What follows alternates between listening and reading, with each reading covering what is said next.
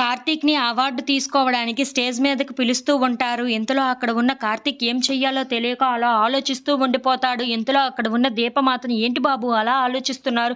పిలుస్తున్నారు వెళ్ళండి" అని చెప్పేసైతే స్టేజ్ మీదకి వెళ్ళమంటూ ఉంటుంది. ఇంతలో అక్కడ ఉన్న జ్యోత్స్న కూడా "ఏంటి బావ అలా ఆలోచిస్తున్నావు? నిన్ను పిలుస్తున్నారు కదా!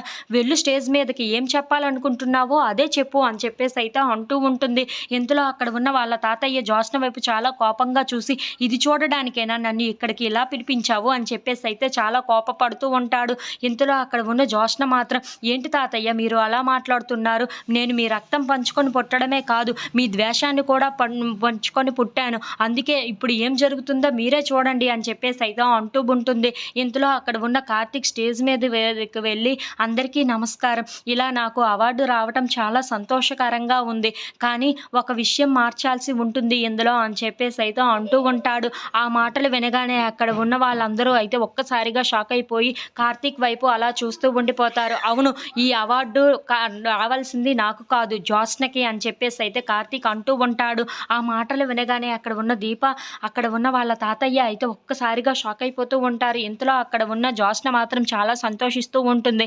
అవును, నేను చెప్తుంది నిజమే. ఈ అవార్డు తీసుకోవాల్సింది జ్యోత్స్న మాత్రమే. ఇది దక్కాల్సింది జ్యోత్స్నకే అని చెప్పేసైతే అంటూ ఉంటాడు. ఆ మాటలు వినగానే అక్కడ ఉన్న దీప అయితే ఒక్కసారిగా షాక్ అయిపోతూ ఉంటుంది.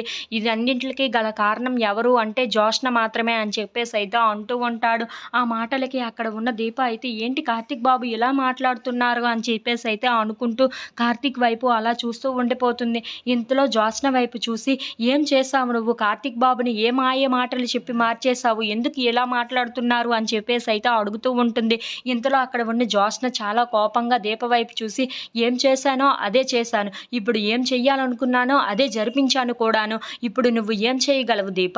ఇప్పుడు మాటలతో మార్చేశాను. తర్వాత నీ ప్లేసే మారుస్తానేమో అది గుర్తుపెట్టుకో దీప" అని చెప్పేసైతే జ్యోత్స్న వార్నింగ్ ఇస్తూ ఉంటుంది.